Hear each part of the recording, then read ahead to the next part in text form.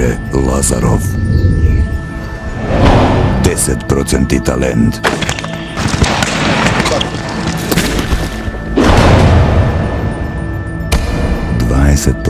Naporna работа.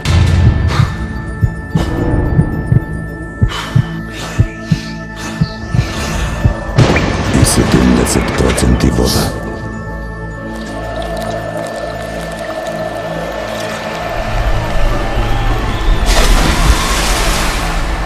Пелистарка. 100% život. Another semi-final for Denmark, business as usual for your team. Yeah, I don't know if it's business as usual, but we did it. That was our goal for this tournament.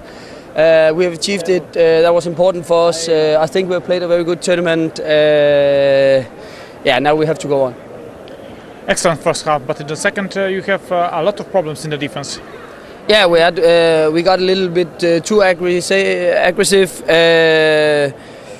A little much too forward in our play there, but yeah, that can happen.